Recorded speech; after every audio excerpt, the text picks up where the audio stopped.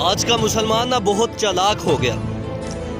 کہنے لگا میں اللہ کی راہ میں نا قربان ہو سکتا ہوں, میں اللہ کی راہ میں جان دے سکتا ہوں, تو احکامات میں نہیں مان سکتا.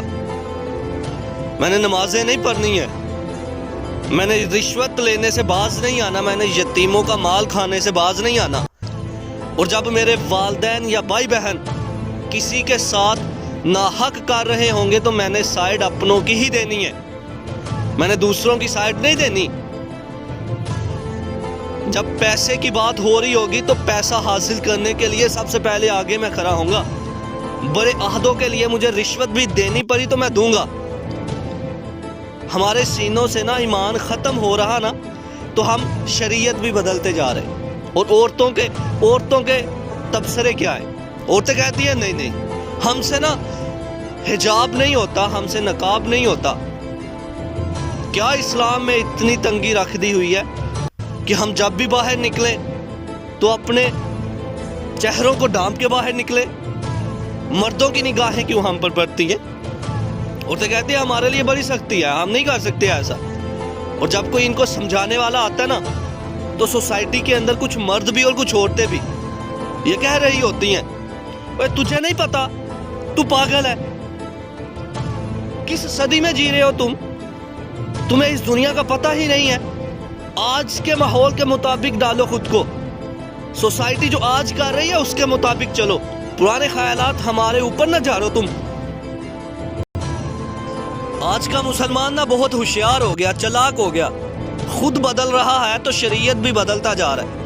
کہتا ہے کہ جب میرے اپنے جو ہے ناحق کریں گے تو میں ان کے ساتھ ہی کھڑا ہوں گا. کچھ نہیں ہوتا, یہ ہماری شریعت میں اگر لکھا بھی ہوا کہ اپنوں کے خلاف کھڑے ہو جانا تو کچھ نہیں ہوتا, میں نے اپنوں کے ساتھ ہی رہنا ہے. اور پھر کہتا ہے کہ میں نے یتیم کا مال اگر آئے گا نا تو کچھ کھا بھی لوں گا تو کوئی غرض نہیں ہے, اس سے کوئی فرق نہیں پڑنے والا.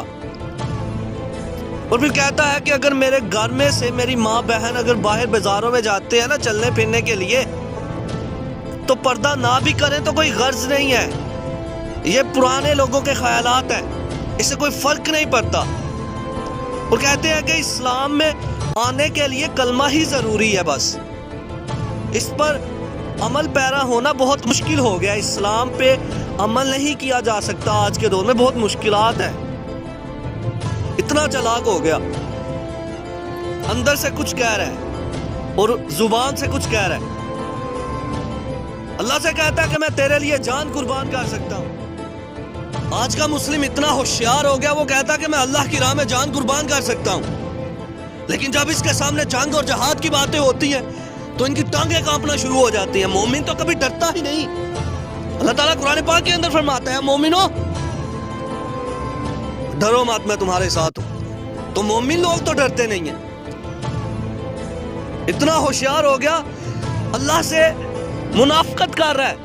اور اللہ تعالیٰ کہتا ہے بندے میں تیری شارخ سے بھی زیادہ قریب ہوں. کس چکر میں پھر رہے ہو؟